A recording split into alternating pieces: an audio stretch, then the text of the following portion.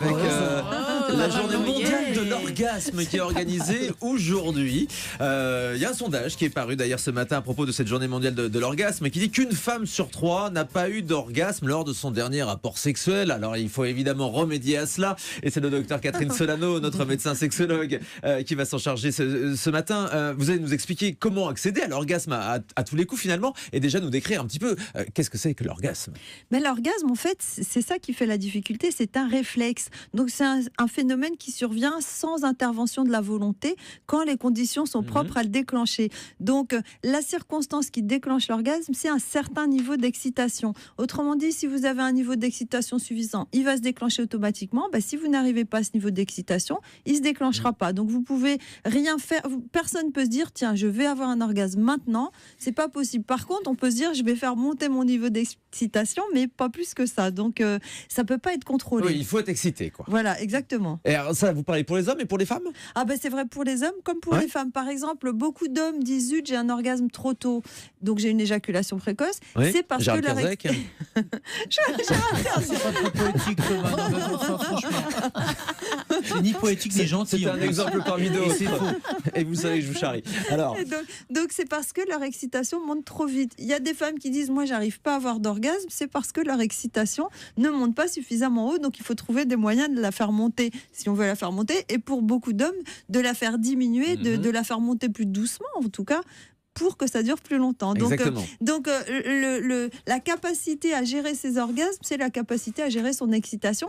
Et ce qui est important, c'est que ça ne s'apprend pas instantanément. C'est pour ça que quand on est jeune, on se dit souvent c'est moyen, mais c'est normal, il faut des années. Plus on avance dans le temps, le professeur François Soirette pourra vous le dire que beaucoup de personnes âgées connaissent beaucoup mieux leur corps et la façon de gérer ses orgasmes, et ça fonctionne finalement mieux. Et oui, on a encore des orgasmes en prenant de l'âge, après 50 ans. Il y a encore des orgasmes. Alors c'est un petit peu différent. Le seuil d'excitabilité quand même est un petit peu plus bas, mais le plateau dure beaucoup plus longtemps, donc qui peut être très très agréable pour les femmes. Et le plaisir est toujours agréable. Voilà. Et l'orgasme existe, il peut même être plus fort chez certains en disant c'est vraiment à 70 ans que j'ai commencé à connaître un 7e ciel absolument fabuleux. Oui, docteur Gérald Kierzek. Je vais prendre des cours avec Françoise. Là. Je suis tout excité.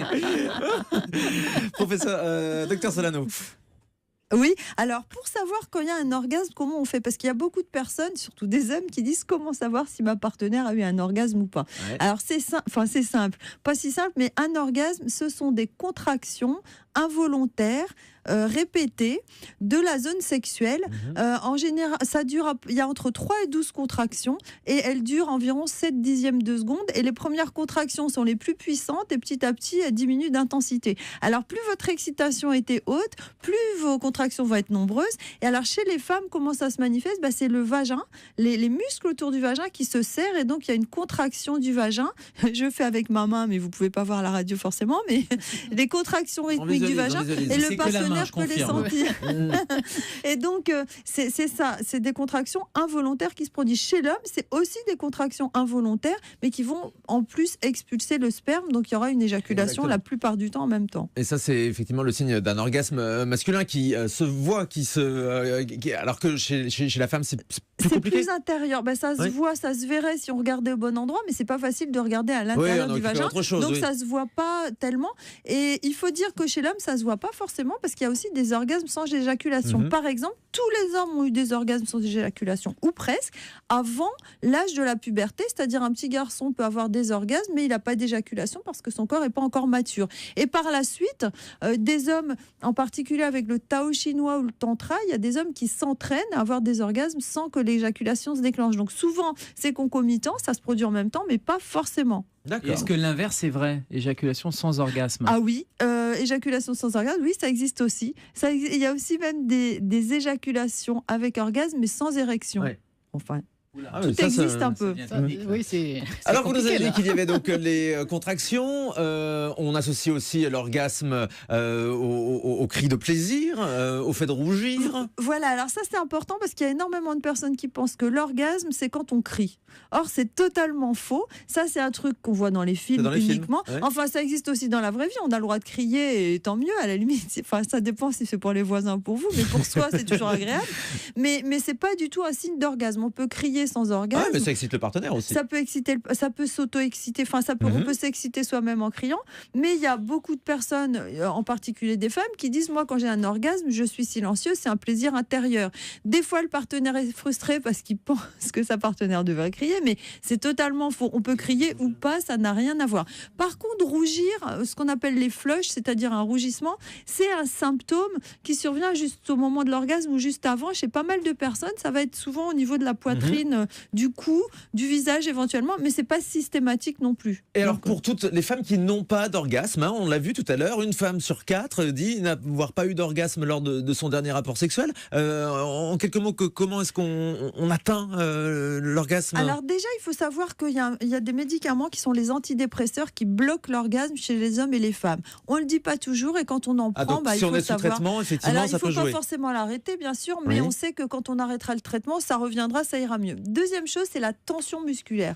Plus on a de muscles contractés, plus l'orgasme vient vite. Alors beaucoup d'hommes ont les muscles trop contractés pendant un rapport sexuel. Du coup, ils ont un orgasme trop rapide.